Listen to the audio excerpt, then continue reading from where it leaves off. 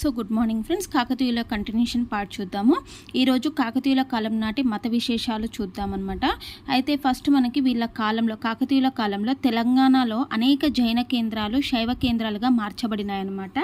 ఇది మనకి తెలంగాణ గ్రూప్ 4 ఎగ్జామ్లో కూడా అడిగారనమాట. వీళ్ళ కాలంలో తెలంగాణలో ఉన్నటువంటి అనేక జైన కేంద్రాలు, అంటే మెయిన్గా జైన మతం అనేది శైవ మతంగా కన్వర్ట్ అయింది మనకి కాకతీయుల కాలంలో. అట్లాగే వీరు తెలంగాణలో తమ అధికారాన్ని నెలకొల్పడానికంటే ముందే ప్రజలు జైన బౌద్ధ మతాల పట్ల కొంతవరకు అభిమానం కలిగి ఉన్నారు. అంటే ఎప్పుడైతే కాకతీయులు రాజ్యాధికారం చేపట్టారో, వాళ్ళు రాజ్యాధికారాన్ని చేపట్టడానికంటే ముందే అక్కడ ఉన్నటువంటి ప్రజలు జైన బౌద్ధ మతాల పట్ల అభిమానాన్ని కలిగి ఉన్నారనమాట. ఓకేనా. సో ఫస్ట్ మనం జైన మతం, అంటే కాకతీయుల కాలంలో జైన మత విశేషాలు చూద్దాము. సో జైన మతం అనేది మనకి పశ్చిమ చాళుక్యుల కాలంలో తెలంగాణలో జైన మతానికి విశేష ఆదరణ అనేది లభించిందనమాట. ఓకేనా. సో మరి తెలంగాణలో జైన మత కేంద్రాలు ఏంటి అంటే, సో నిజామాబాద్లోనేమో బోధన్, మెదక్లోనేమో కోల్చారం పటాన్ చెరువు అని అంటారు, కరీంనగర్లో వేములవాడ, నల్గొండలో కొలనుపాక, వరంగల్లో హన్మకొండ. ఇవన్నీ కూడా ఏంటి అంటే గొప్ప జైన పుణ్యక్షేత్రాలుగా వెలిసాయన్నమాట. ఎవరి కాలంలో అంటే పశ్చిమ చాళుక్యుల కాలంలో. అయితే కాకతీయుల కాలంలో మొదటి తరానికి చెందిన పాలకులు, మనం తెలుసాం కదా, తొలి కాకతీయులు మళ్ళీ కాకతీయులు అని చదివాం కదా. సో కాకతీయుల్లో మొదటి తరానికి, అంటే తొలి కాకతీయులు వాళ్ళు జైన మతాన్ని వీళ్ళు ఆదరించారనమాట. ఓకే. వైదిక మతాభిమానులైనటువంటి తూర్పు చాళుక్య కాలంలో నిరాదరణకు గురైనటువంటి జైనులకి హనుమకొండ అనేది ఆశ్రయంగా మారింది. అయితే పశ్చిమ చాళుక్యుల కాలంలో జైన మతం అనేది ఆదరణ పొందింది, కానీ తూర్పు చాళుక్యుల కాలంలో ఏంటి అంటే వాళ్ళు తూర్పు చాళుక్యులు వైదిక మతాభిమానులు అనమాట. ఓకేనా.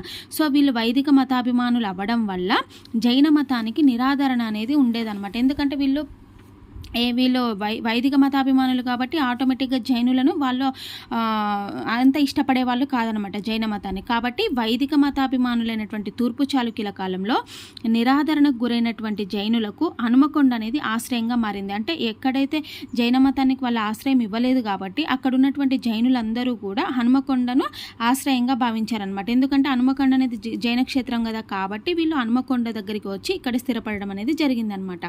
అట్లాగే ఓరుగల్లు కైఫియత్ ఋషభనాథుణ్ణి తూర్పు చాళుక్య రాజైన రాజరాజ నరేంద్రుడు హింసించగా ఆ జైన సన్యాసి హనుమకొండ వచ్చి ఆశ్రయం పొందాడని తెలియజేస్తుంది. అంటే ఓరుగల్లు కైఫియత్ ఉంటాడు కదంటే, కైఫియత్ అని ఒక పదం అనమాట.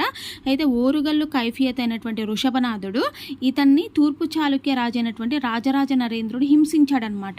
ఎందుకంటే అతను జైన మతస్థుడు కాబట్టి అతను హింసించగా ఆ జైన సన్యాసి ఏం చేశాడు అని అంటే హనుమకొండ వచ్చి అక్కడ, హనుమకొండ జైనక్షేత్రం కాబట్టి అక్కడ ఆశ్రయం పొందాడు అని చెప్పేసి మనకు తెలుస్తుంది అనమాట. అట్లాగే ప్రోలరాజు హనుమకొండ శాసనం జినేంద్ర ప్రార్థనతోటి ప్రారంభమవుతుంది. ప్రోలరాజు అంటే ఎవరు? తొలి కాకతీయ రాజు అనమాట. అవునా.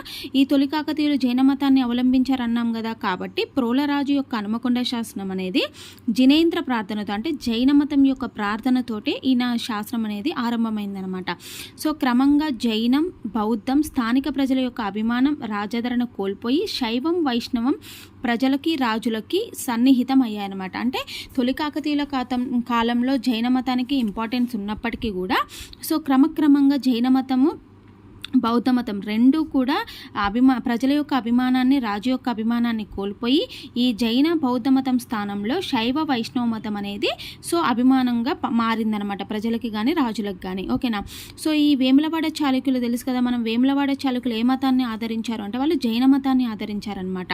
ఈ వేములవాడ చాళుక్యుల యొక్క ఆస్థాన కవులైనటువంటి ఎవరు? సోమదేవుడు అంటాం కదా, ఈయన కూడా జైన పండితుడే అనమాట. ఈ సోమదేవుడేమో యశస్తిలక అనే కావ్యాన్ని రచిస్తే పంపకవి ఏమో ఆది పురాణాన్ని రచించాడనమాట. ఓకేనా. సో యుద్ధమల్ల తెలుసు కదా మనకి, వినయాదిత్య యుద్ధమల్లుడు అంటారు కదా, ఆ యుద్ధమల్ల యొక్క జైనాలయానికి మొదటి బేతరాజు దానాలు ఇచ్చినట్లుగా కూడా మనకి శనిగరం శాసనం పేర్కొంటుంది. ఓకేనా. మరి మొదటి బేతరాజు ఎవరు? కాకతీయ రాజు అనమాట. ఈ యుద్ధమల్ల జైనాలయం అంటే ఎవరిది? వేములవాడ చాళుక్యుల కాలానికి సంబంధించింది. అంటే సో వినయాదిత్య యుద్ధమల్ల యొక్క జైనాలయానికి కాకతీయ మొదటి బేతరాజు దానాలు ఇచ్చినట్లుగా కూడా మనకి ఈ శనిగరం శాసనం ద్వారా తెలుస్తుందన్నమాట. అట్లాగే కాకతీయ రెండవ బేతరాజు జుల్నా జైన బసదికి దానం చేశాడని చెప్పి కూడా తెలియజేస్తుంది అనమాట. అంటే ఈయన జైన బసదికి భూమిని కూడా దానం చేశాడు అని చెప్పేసి మనకి రెండవ బేతరాజు యొక్క శాసనాల ద్వారా తెలుస్తుంది అనమాట. మరి రెండవ ప్రోలరాజు వేయించినటువంటి వరంగల్ పద్మాక్షి ఆలయ శాసనం మనకు తెలిసి ఇది రెండవ ప్రోలరాజు టైంలో మనం చదివామన్నమాట.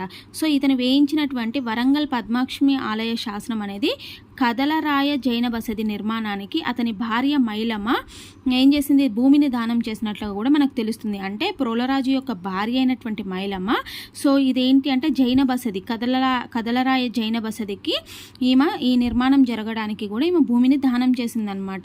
మరి జైన కవి అయినటువంటి అప్పయార్యుడు ప్రతాపరుద్రుడి కాలంలో జినేంద్ర కళ్యాణోభ్యుదయం అనే రచనను కూడా చేశాడనమాట. ఈ జైన కవి ఎవరు, అప్పయార్యుడు అనే అతడు జైన కవి అనమాట. ఇతను ఎవరి కాలానికి చెందినవాడు అంటే ప్రతాపరుద్రుడి కాలానికి చెందినవాడు అనమాట. అయితే ఈ ప్రతాపరుద్రుడి కాలంలో ఈ అప్పయార్యుడు అనే అతను జినేంద్ర కళ్యాణాభ్యుదయం అనే రచనను కూడా రచించడం అనేది జరిగిందనమాట.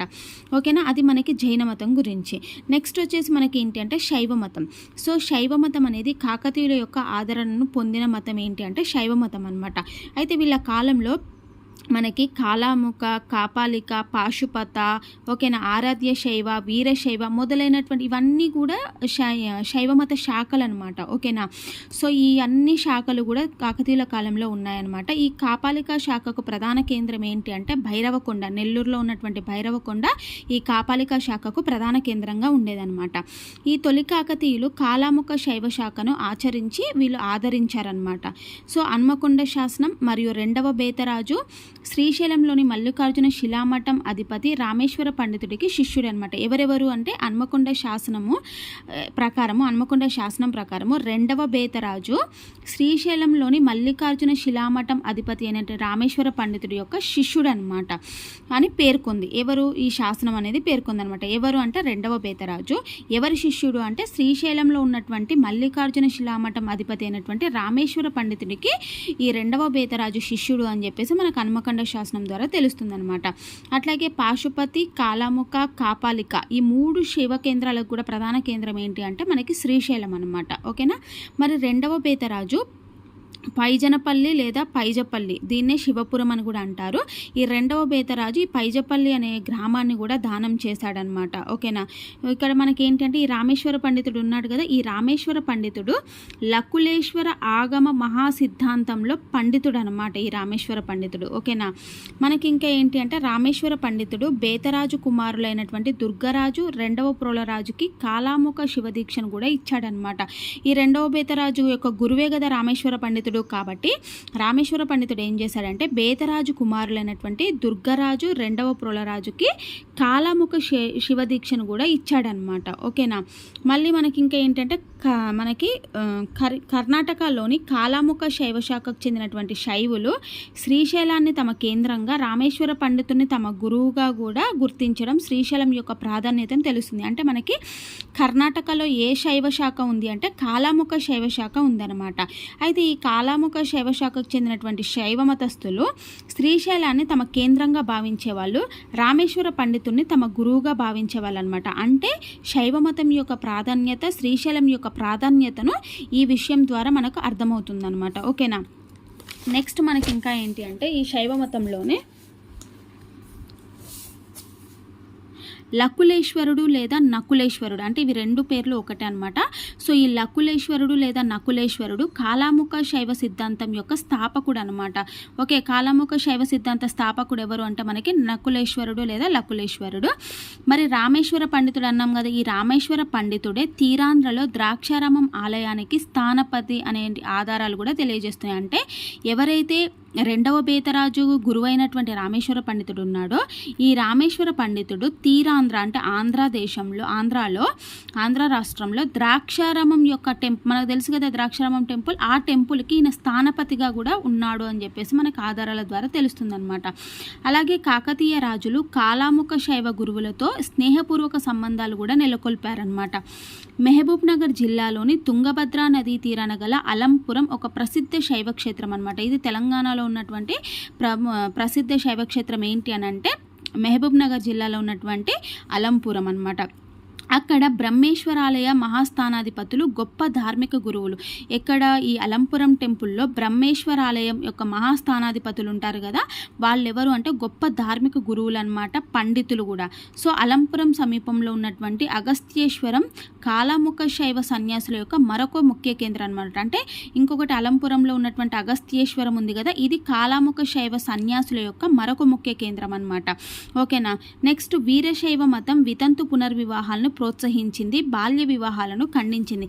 మనకు తెలుసు కదా వీరశైవ మతం, వైష్ణవ మతం, వీరశైవ మతం అనేసి అంటారు కదా, ఆ మతం అనేది వితంతు పునర్వివాహాలను కూడా ప్రోత్సహించిందనమాట, బాల్య వివాహాలను ఖండించింది. సో నేటి కరీంనగర్ జిల్లాలో ఉన్నటువంటి వేములవాడ కాకతీయుల కాలంలో తెలంగాణ ప్రాంతంలో గొప్ప శైవ క్షేత్రంగా ఉందన్నమాట. అంటే ఈ వేములవాడ అనేది మనకి వేములవాడ చాళుక్యుల కాలంలో గొప్ప జైనమత కేంద్రంగా ఉందన్నాం కదా, అట్లాగే ఇప్పుడు ఉన్నటువంటి కరీంనగర్ జిల్లా అంటే ఇప్పుడు రాజన్న సిరిసిల్ల జిల్లా అనుకోండి, ఈ రాజన్న జిల్లాలో ఉన్నటువంటి వేములవాడ అనేది కాకతీయుల కాలంలో తెలంగాణ ప్రాంతంలో గొప్ప శైవ క్షేత్రంగా ఉండేదన్నమాట. సో దీనికి కళ్యాణి చాళుక్యుల కాలం నుంచి ఆదరణ అనేది లభించింది. ఓకేనా.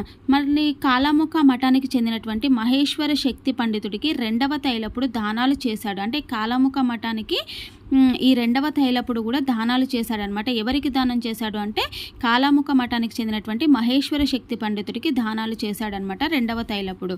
నెక్స్ట్ వేములవాడ మూల విరాట్ అయినటువంటి రాజరాజేశ్వర స్వామికి, అంటే వేములవాడలో రాజన్న దేవుడు అంటాం కదా, ఆ రాజరాజేశ్వర స్వామికి రాజాదిత్యుడు అను మహామండలేశ్వరుడు భూమిని దానం చేశాడనమాట. ఓకేనా. కాళేశ్వరంలో శివలింగం ప్రతిష్ఠ చేసింది ఎవరు అని అంటే రామేశ్వర పండితుడే. ఈ రామేశ్వర పండితుడే కాళేశ్వరంలో కూడా శివలింగాన్ని ప్రతిష్ఠ చేశాడు.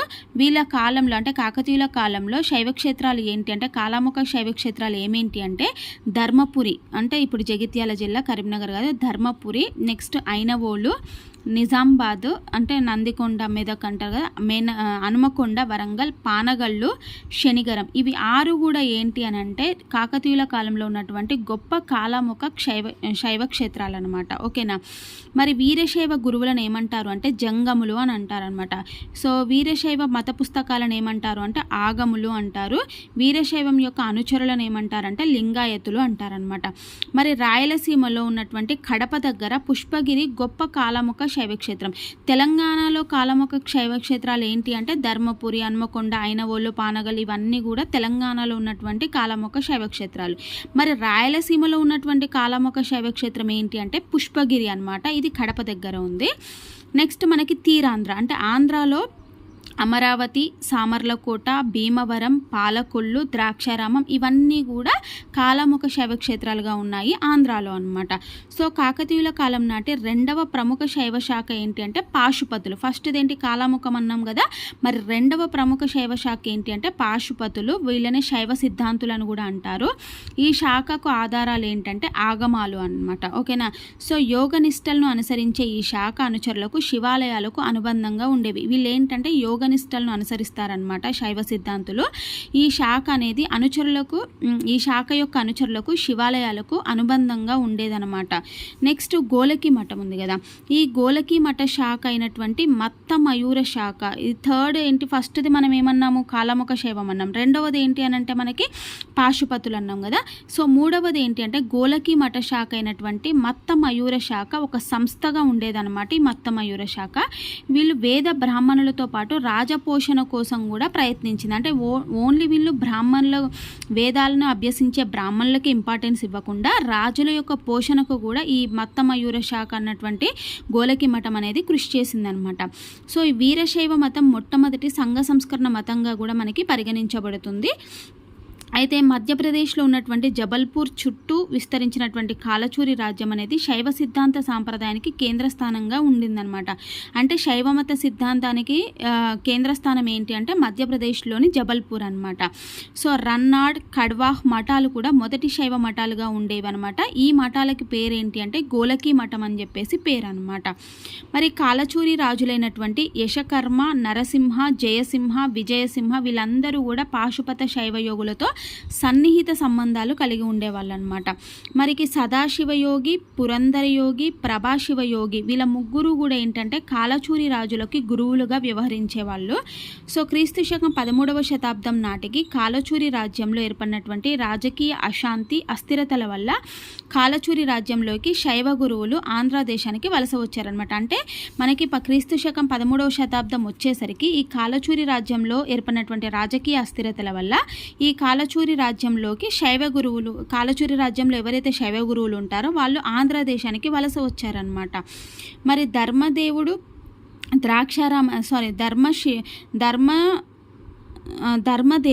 ధర్మదేవుడు ద్రాక్షారామానికి ముందే వచ్చి స్థిరపడ్డాడనమాట. ఇతడు ఎవరు అంటే గణపతి దేవుడి యొక్క గురువు అనమాట. ఓకేనా.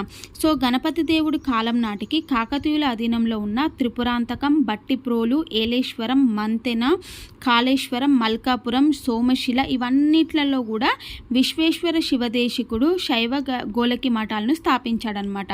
అంటే ఎవరి కాలంలో అంటే గణపతి దేవుడి కాలం వచ్చేసరికేనే కాకతీయులకు అధీనంలో ఉన్నటువంటి ప్రాంతాలలో అంటే త్రిపురాంతకం, బట్టిప్రోలు ఇవన్నీ ప్లేస్లలో కూడా విశ్వేశ్వర శివదేశికుడు శైవ గోలకి మఠాలను స్థాపించాడు ఈ ప్రాంతాలలో. ఓకేనా.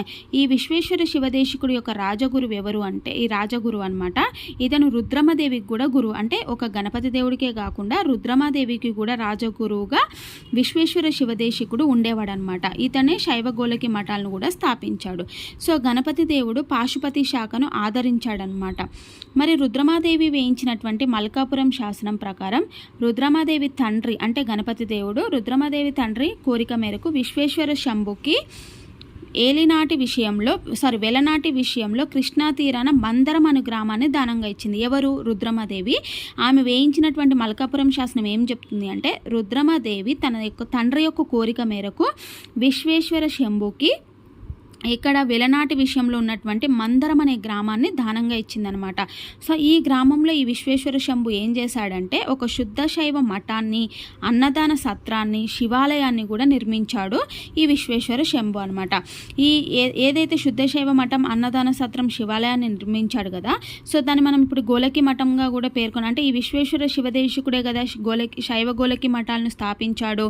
ఇదే ప్రసిద్ధమైనటువంటి గోలకి మఠంగా పేరు పొందింది. ఏది? ఈ శుద్ధ శైవ మఠం, అన్నదాన సత్రం, శివాలయం నిర్మించాడు కదా, అందులో ఉన్నటువంటి శుద్ధ శైవ మఠం అనేది ప్రసిద్ధ గోలకి మఠంగా పేరొందిందనమాట. ఇది మనకి ఎగ్జామ్ గ్రూప్ 4లో ఇచ్చాడు. ఈ ప్రసిద్ధ గోలకి మఠం అనేది ఎక్కడ ఉంది అని అంటే మనకి ఎక్కడ అంటే మందరం అను గ్రామంలో అనమాట. ఓకేనా. ఈ మందరం అను గ్రామంలోనే ఈ విశ్వేశ్వర శంభు గోలకి మఠాన్ని స్థాపించడం అనేది జరిగింది. ఓకేనా. సో నెక్స్ట్ వచ్చేసి మనకి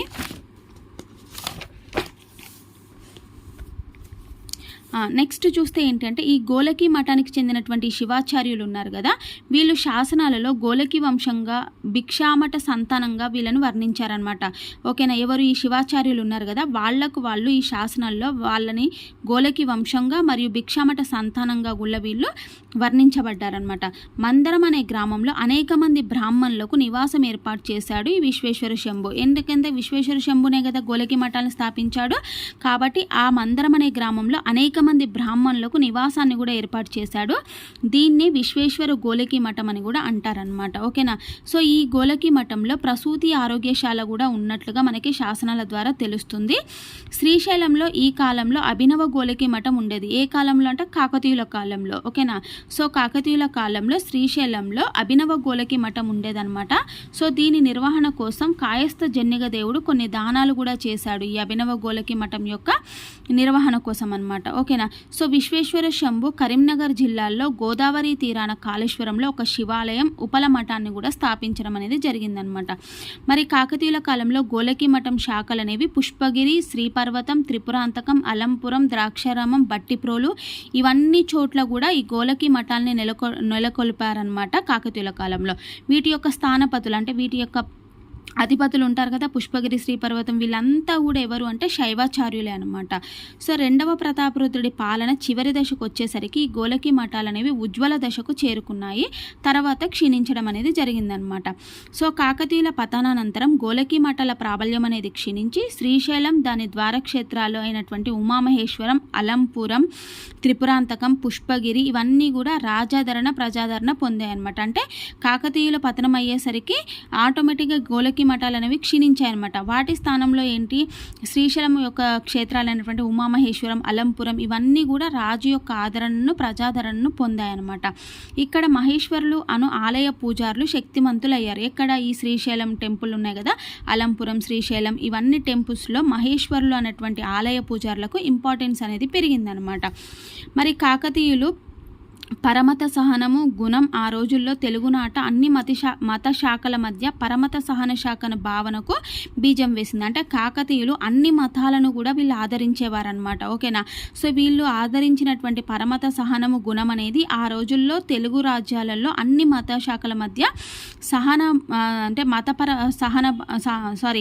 పరమత సహన భావనకు బీజం వేసిందనమాట. అంటే కాకతీయుల కాలం నుంచి వీళ్ళు అందరూ ప్రజలు కూడా కాకతీయులను ఇన్స్పిరేషన్గా తీసుకొని పరమత సహనాన్ని అవలంబించారనమాట. అన్ని మతాల పట్ల కూడా వాళ్ళ అభిమానాన్ని చూరగొన్నారు. సమాజంలో ఉన్నటువంటి అన్ని వర్గాల వారు, మతాల వారు శాంతియుత సహజీవనం గడపాలని చెప్పి కాకతీయులు వాళ్ళ యొక్క రాజగురువులు బోధించారనమాట. అంటే వీళ్ళు ఏ మతాల పట్ల కూడా ఎలాంటి డిఫరెన్స్ అనేది చూపించొద్దు, అన్ని మతాల పట్ల శాంతియుతమైనటువంటి భావనతో ఉండాలి అని చెప్పేసి వీళ్ళ కాకతీయులు కానీ వాళ్ళ రాజగురువులు కానీ ప్రజలకు బోధించేవాళ్ళు అనమాట. సో దీన్ని ప్రజలు ఆచరించి నేటి తరానికి వీళ్ళు మార్గదర్శకులయ్యారు. ఓకేనా. నెక్స్ట్ మతం ఏంటి అంటే వైష్ణవ మతం. సో కాకతీయులు వారి రాజ్యంలో ప్రజానికానికి పూర్తి మత స్వేచ్ఛ అనేది ఇచ్చారనమాట కాకతీయులు. సో కాకతీయుల యొక్క ముద్రల మీద మనకు తెలుసు కదా, కాకతీయుల యొక్క రాజచిహ్నం అంటే వరాహ లాంఛనం అని చెప్పేసి చెప్పాం కదా. సో వీళ్ళు వారి ముద్రల మీద, నాణేల మీద కూడా వరాహ లాంఛనం, వారు నిర్మించినటువంటి త్రికూటాలయాలు తెలుసు కదా మనకి. వరంగల్లో ఉన్నటువంటి మనకు 1000 స్తంభాల గుళ్ళ త్రికూట ఆలయం ఉంటుంది. ఆ త్రికూట ఆలయాల్లో కూడా వారి యొక్క విగ్రహాల ప్రతిష్ఠ అనేది పరమత సహనం గురించి తెలియజేస్తుంది అనమాట. ఎందుకనంటే అన్ని దేవుళ్ళకి కూడా వీళ్ళు ఇంపార్టెన్స్ ఇచ్చారు, అన్ని మతస్థులకు కూడా వీళ్ళు ఇంపార్టెన్స్ అనేది ఇచ్చారనమాట. రుద్రదేవుడు తన హనుమకొండలో నిర్మించినటువంటి త్రికూట రుద్రేశ్వర ఆలయంలో వాసుదేవుణ్ణి కూడా నిలిపాడనమాట. వాసుదేవుడు ఏ మతానికి చెందినవాడు అంటే వైష్ణవ మతానికి చెందినవాడు. అంటే కాకతీయ రుద్రదేవుడు అనేవాడు శివుడికి సంబంధించిన విగ్రహాలనే కాకుండా వైష్ణవ మతానికి చెందినటువంటి వాసుదేవుని కూడా ప్రతిష్ఠించాడు. అంటే ఇతను అన్ని మతాలను కూడా సమానంగా చూసేవాడు అని మనకు అర్థమవుతుంది. అట్లాగే రుద్రదేవుడి యొక్క మంత్రి అయినటువంటి వెల్లంకి గంగాధరుడు హనుమకొండలో ప్రసన్న కేశవ స్వామిని కూడా ప్రతిష్ఠించి ఆ స్వామికి గుడిని కూడా కట్టించాడు. ఎవరు? రుద్రదేవుడి యొక్క మంత్రి అయినటువంటి వెల్లంకి గంగాధరుడు.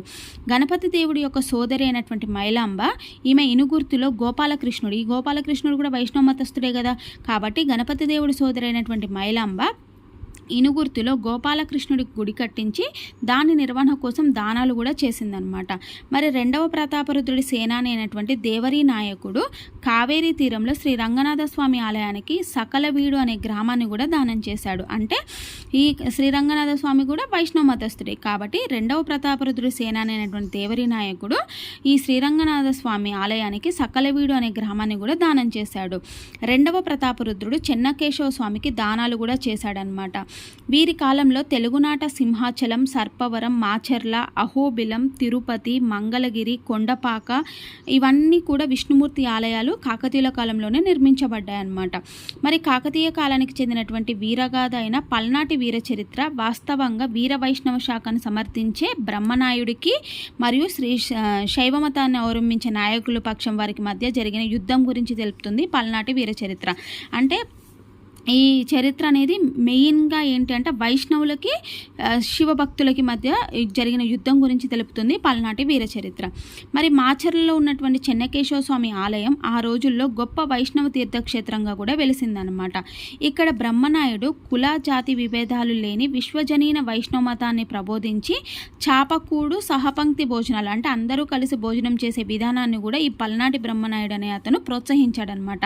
ఇతడు కుల జాతి విభేదాలు లేని విశ్వజనీన వైష్ణవ మతాన్ని ఇతను ప్రబోధించాడనమాట. ఈ విధంగా కాకతీయులు అన్ని మతాల శాఖల వారిని గౌరవించి వాటిలో ఉన్నటువంటి సారాన్ని గ్రహించి తమ ప్రజల మధ్య పరమత సహన భావాన్ని పెంపొందించారు కాకతీయులు. అన్ని మతాల పట్ల కూడా వీళ్ళు అభిమానాన్ని కలిగి ఉండేవాళ్ళు. దాంట్లో ఉన్నటువంటి సారాంశం ఏదైతే ఉంటో దాన్ని గ్రహించి దాన్ని వాళ్ళ ప్రజల మధ్య పరమత సహనాన్ని అవలంబించాలని చెప్పి తమ ప్రజలకు కూడా వీళ్ళు చెప్పేవాళ్ళు అనమాట. వారి యొక్క అధికారం తెలంగాణ, ఆంధ్ర, రాయలసీమ ప్రాంతాలకు వ్యాపించింది కాకతీయుల యొక్క అధికారం అనమాట. సో నెక్స్ట్ ఇంకా ఏంటి అంటే మనకి వీరి కాలంలో శైవమతం అనేది ప్రధానంగా వ్యాప్తి చెందింది. కాకతీయుల కాలంలో ప్రధానంగా శైవమతమే వ్యాప్తి చెందింది. సో బౌద్ధమేమో క్షీణించింది, జైనమేమో తొలి కాకతీయుల కాలంలో కొంచెం ఉండేది, తర్వాత జైనం కూడా క్షీణించింది అనమాట. కాకతీయుల కాలంలో ఆరాధ్య శైవం అనే ఒక నూతన శైవ సాంప్రదాయం కూడా ప్రారంభమైంది. సో ఈ ఆరాధ్య శైవంని ఏమంటారు అంటే పండిత త్రయం అనే ముగ్గురు గురువులు ఈ ఆరాధ్య శైవాన్ని ప్రారంభించారనమాట.